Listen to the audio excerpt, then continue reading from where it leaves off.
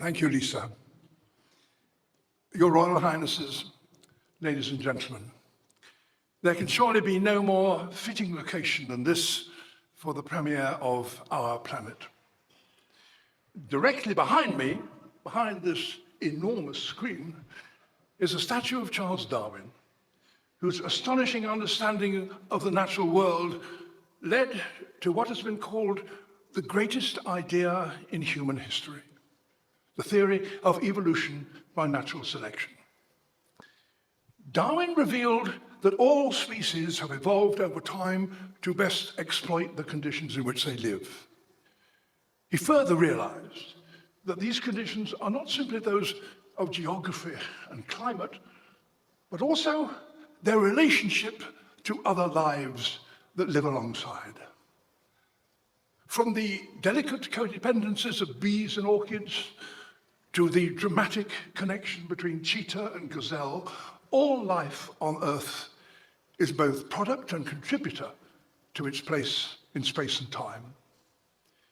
This complex web of life, of which we are a part, has been millennia in the making.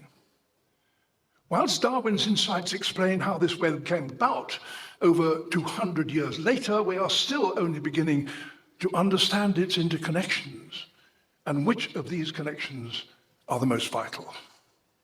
Yet we do know for certain is that these connections can break. From the dinosaurs to my right, to other spectacular fossils on my left, we have all tonight been within touching distance of astonishing fragments of ecosystems long gone. As far as we know, there have been 5 major extinction events on our planet. Events caused by changes so severe that many species simply can't adapt and, as such, die out. Right now, we are in the midst of the Earth's 6th mass extinction, one every bit as profound and far-reaching as that which wiped out the dinosaurs. It's almost impossible to grasp as we go about our lives that the rest of life on Earth is experiencing destruction on the scale of that wrought by a colossal asteroid collision. But consider these facts. 96% of the mass of mammals on our planet today are us and the livestock that we've domesticated. Only 4% is everything else, from elephants to badgers, tigers to bats. 70% of all birds are now domesticated poultry, mostly chickens. Nature once determined how we survive. Now we determine how nature survives. One of the things Darwin's work has taught us is that we break nature's connections at our peril. Yet break them we do at ever greater speed. The impacts of our growing population and our consumption now directly threaten our own future. That magnificent creature up there, whose skeleton hangs up there above us, the blue whale, can give us inspiration. Just 30 years ago, most whale species, including the blue whale, were heading towards extinction. A public outcry led to a global agreement to protect whales, and now most populations are recovering. We've subsequently learned how important whales are to the entire ocean system, including the fish that we eat. So saving these majestic creatures actually benefits us as well. What we did to save the whales, we must now do for all nature. And that is a communications challenge as much as it is a scientific one.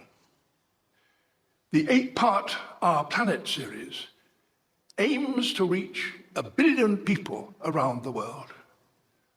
It celebrates the species and habitats that still remain and reveals what must be protected to ensure both people and nature thrive. I've always believed that few people will protect the natural world if they don't first love and understand it. Many sequences in the Our Planet series reveal nature at its most fascinating and delightful.